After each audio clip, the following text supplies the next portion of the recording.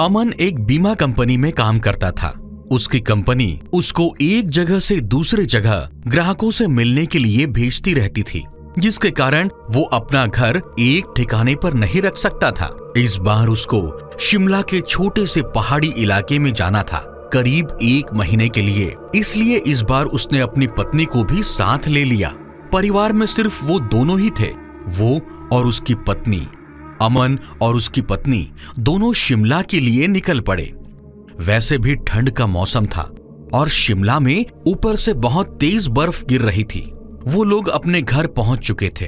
अपने घर तक पहुंचने के लिए उनको बड़ा ही संघर्ष करना पड़ा, क्योंकि घर छोटे से गांव में एक पहाड़ी इलाके में था, जिसकी वजह से वे दोनों बहुत थक चुके थे। रात के 12:30 बज चुके थे। जहां वो रहते थे वहां आसपास दूसरे घर बहुत दूर थे। बाहर जोरों से ठंडी हवा और बर्फ गिर रही थी। दोनों अपने रजाई में दुबक कर आराम ही कर रहे थे कि अचानक उनको लगा कि किसी ने उनके घर के दरवाजे पर खटखटाया है। फिर उन्होंने सोचा कि क्या पता तेज हवा की चलने की वजह से ऐसा हो रहा हो, इसीलिए उन्होंने उसको अनदेखा कर दिया। अगली सुबह अमन जिस काम के लिए आया था वो उस काम पर निकल पड़ा।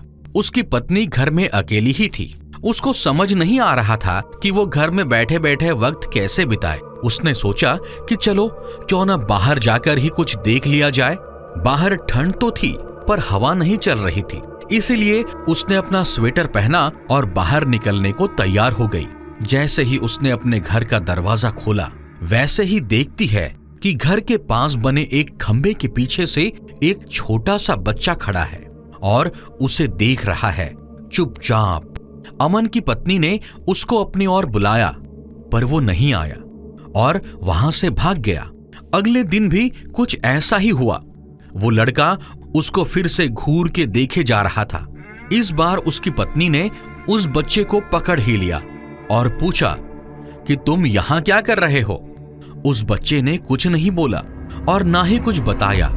अमन की पत्नी ने उसे घर के बारे में पूछा, तब भी वो कुछ नहीं बोल रहा था। आखिर में उसका नाम पूछने पर उसने धीमी सी आवाज में अपना नाम रवि बताया और फिर वहां से भाग गया। अमन की बीवी को उस बच्चे का व्यवहार कुछ समझ में नहीं आया। ये सिलसिला ऐसे ही चलता रहा। वो बच्चा रोज उसको खंबे के पीछे से निहारता रहता था। उस दिन रविवार की रात थी।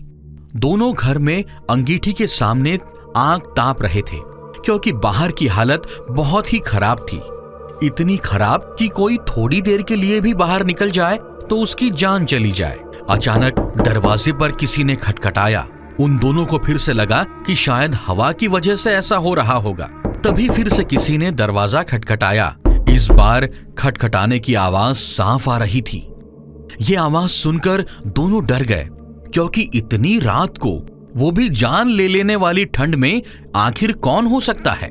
दोनों केवल एक दूसरे का मुंह देखते रहे थे। अचानक दरवाजे के बाहर से धीरे धीरे रोने की आवाज आने लगी। तभी अमन ने जोर से आवाज में बोला, कौन है बाहर? कौन है? कुछ देर तक आवाज तो नहीं आई, पर बाद में एक धीमी सी आवाज आई, दरवाजा खोलो, कृपया करके दरवाजा खोलो, बहुत ठंड है बाहर। ये आवाज किसी छोटे बच्चे की थी। तभी अमन की पत्नी को ये आवाज जानी पहचानी लगी। उसने कहा कि ये तो उसी बच्चे की आवाज लगती है जो घर के बाहर खड़ा रहता था।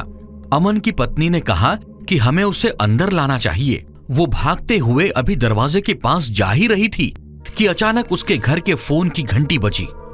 फोन एक पड़ोस में रहने वाली औरत का था, जिससे आज ही अमन की पत्नी मिलकर आई थी। अमन की पत्नी ने फोन उठाया।